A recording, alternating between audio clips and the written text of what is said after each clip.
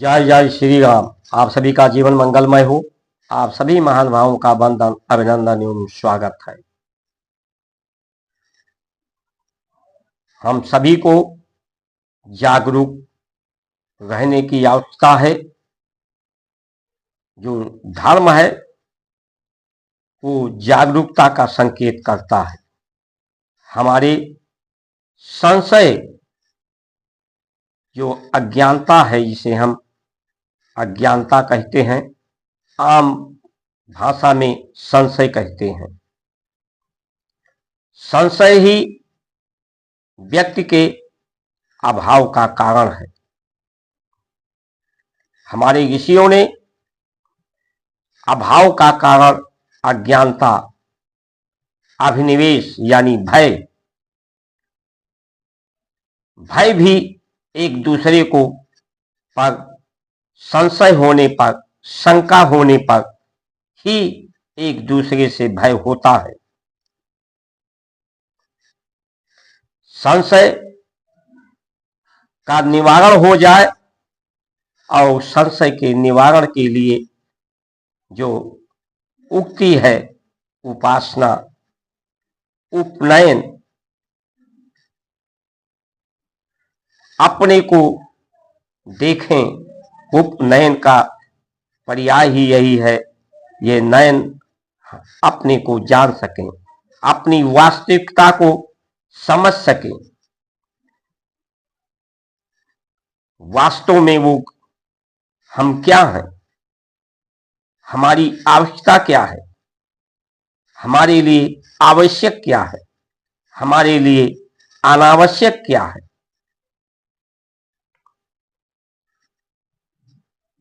तो सभी लोगों की समस्याओं का, संपूर्ण समस्याओं का समाधान हो सकता है। और ये जो मैल है, मन का मैल, चित्त वृत्तियों में जो मैल जमा है, बुद्धि में जो मैल है, पेट में जो मल जमा होते हैं, और यही मल भार को बढ़ाते हैं, बीमारियों को बढ़ाते हैं। इसकी निवृत्ति के लिए ही हमारे यहाँ उपाय बताए गए हैं, उक्ति दिए गए हैं, उपदेश, सूत्र, सिद्धांत, दृष्टांत दिए गए हैं। उन उपदेशों को हम आदेश के रूप में पालन कर सकें,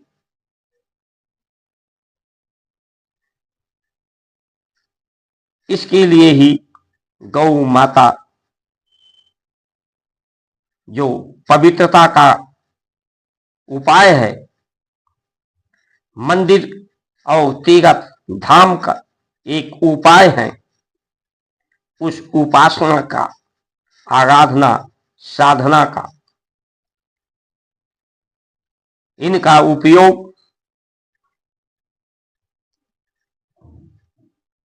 विद्या के लिए उपयोग होता था। संशय को समाप्त करने के लिए इनका उपयोग, हमारे दान का उपयोग संशय को समाप्त करने के लिए, यज्ञ के द्वारा पवित्रता, प्रकृति का, और प्रकृति की पवित्रता से हमारी भी पवित्रता, सबकी पवित्रता।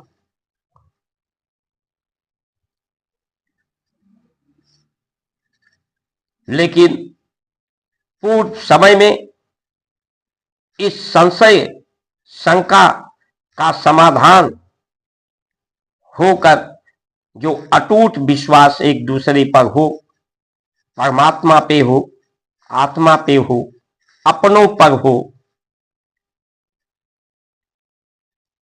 वो विधान ही समाप्त कर दिए गए हैं, जो अभी तक उन व्यवस्थाओं को, उन विधान को पुनर्स्थापित नहीं किया गया है। इसी के कारण लोग एक दूसरे पर अटूट विश्वास नहीं कर सकते, कर पा रहे हैं, चाहे परिवार पर, चाहे समाज पर, या किसी व्यवस्था पर। व्यवस्था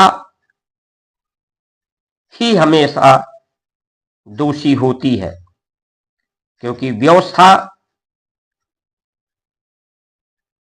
सिर्फ संशय को दूर करने के लिए ही व्यवस्था होनी चाहिए।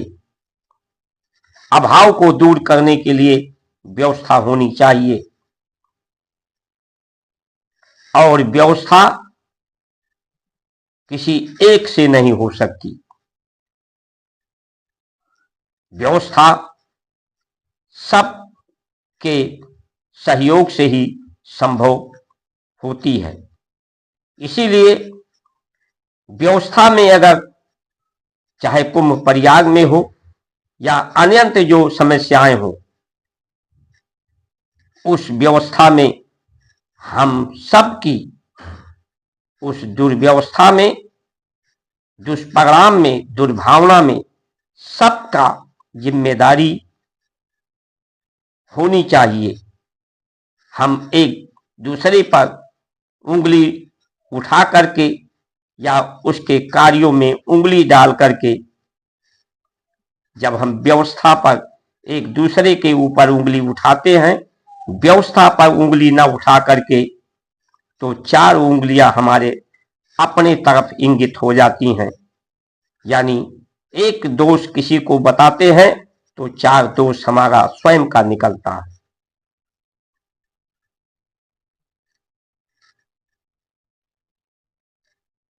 इसलिए आवश्यक हो गया है कि हम सब मिलकर के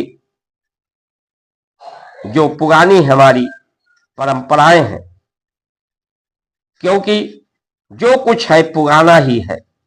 चंद्रमा पुराना है, सूर्य पुराना है, ग्रह नक्षत्र पुराने हैं, ये धरती हमारी पुरानी है, हमारी जीवन का कल्प प्रकल्प पुराना है, इच्छाएं हमारी पुरानी हैं।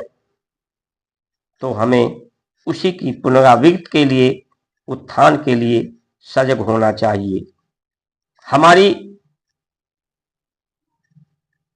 जो धर्म को गुलाम बनाया गया, जो दान के, क्योंकि दान ही जीवन का आधार है। ब्रह्मांड, ये सूर्य, चंद्रमा, ग्रह, नक्षत्र, तारे हमें दान ही तो देते हैं। पृथ्वी हमें आश्रय देकर सहयोग तो ही हमारा करती है। माता पिता सहयोग ही तो करते हैं, आश्रय ही देते हैं। अगर ये आश्रय और दान न हो तो जीवन का मूल्य क्या हो सकता है। इसलिए श्रेय लेकर लेने के लिए नहीं, आश्रय की बात हम करें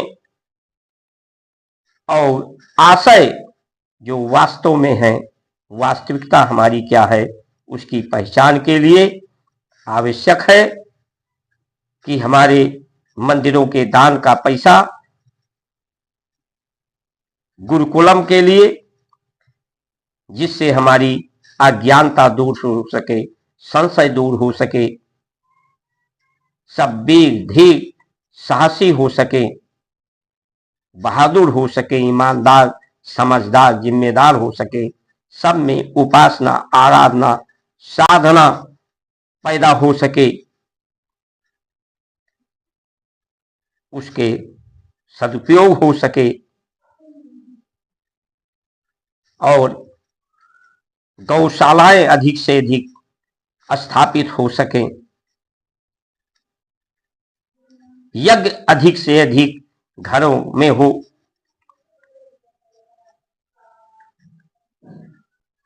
आयुर्वेद का प्रचलन अधिक से अधिक हो।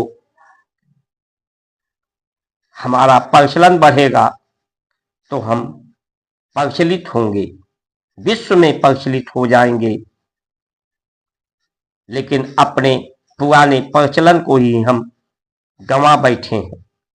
अगर नहीं गंवा बैठते तो आज हमें अटूट विश्वास होता कि हमें हमारा मन का मैल साफ होता, मन के मैल, चित्त की वृत्तियों का मैल साफ होता,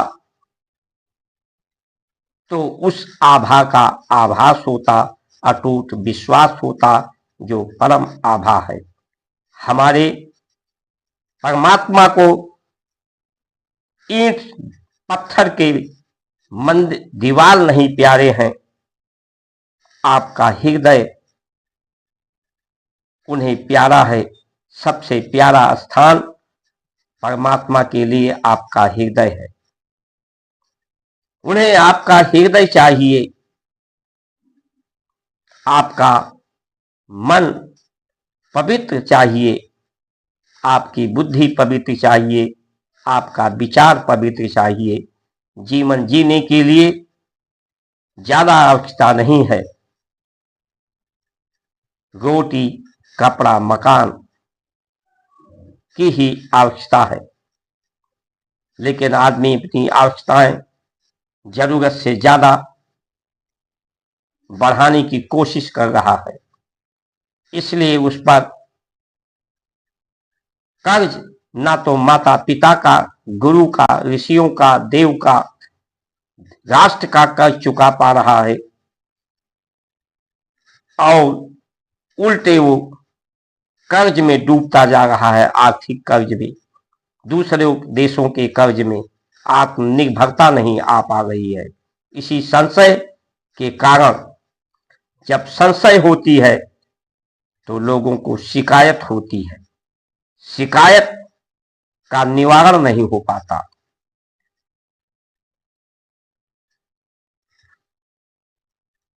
तो आइए हम सब मिलकर, जब तक हमारे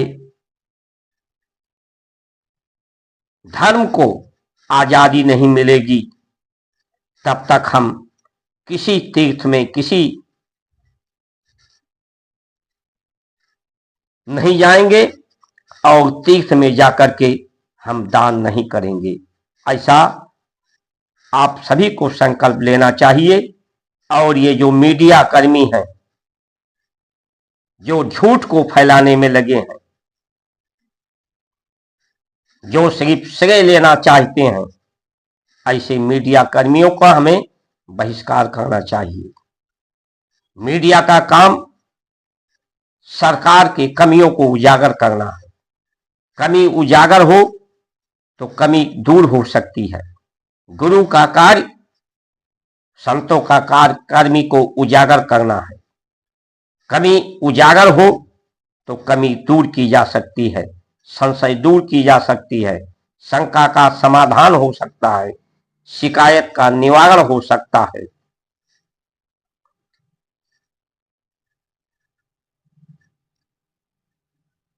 पिता दोष के निवारण के लिए है, इसलिए पिता, गुरु, मीडिया, अभिनेता, ये सब नेता ये कमियों को, एक दूसरे की कमी को उजागर करें और लोग अपनी कमियों को दूर करें, अपने संशय को दूर करें। इन्हीं वचनों के साथ आप सभी का सुमंगल कामना करते हुए, जय श्री राम।